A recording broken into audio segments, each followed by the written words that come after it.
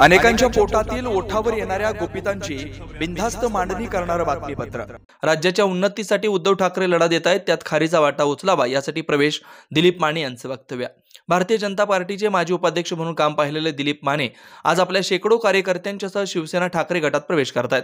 यावेळी दिलीप माने म्हणाले, आता महाराष्ट्रात राजकारण अत्यंत गढूळ झालंय, याचाच राज्याच्या स्थैर्यासाठी आणि उन्नतीसाठी उद्धव ठाकरे लढा देत आहेत। यात खारीचा वाटा उचलण्याच्या दृष्टीने आम्ही सर्वांनी ठाकरे गटात प्रवेश करण्याचा निर्णय घेतलाय।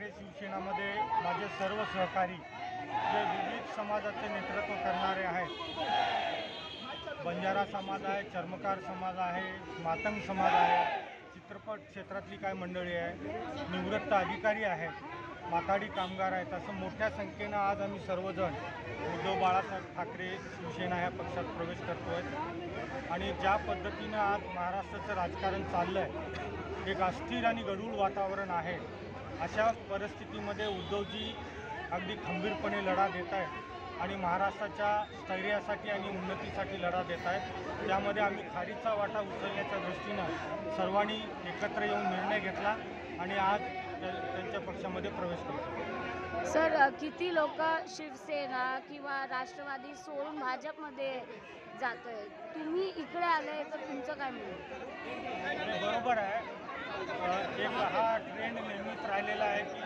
रुलिंग पार्टीमध्ये सर्वजण प्रवेश करतात आणि मी रुलिंग पार्टीमध्ये स्वतः काम केलेलं आहे, तो मिळाला पाहिजे तो मिळाला नाही मला तिकडे। इथे माझी अपेक्षा आहे की संपूर्ण महाराष्ट्रामध्ये यांच्यासोबत राहून काम करायचं आणि त्या दृष्टीनं विचार करूनच आम्ही हा निर्णय घेतला। तुमचं नाव? दिलीप माने। बेधडक निर्भीड बिनधास्त मांडणी करणारा खबऱ्या लाईव्ह।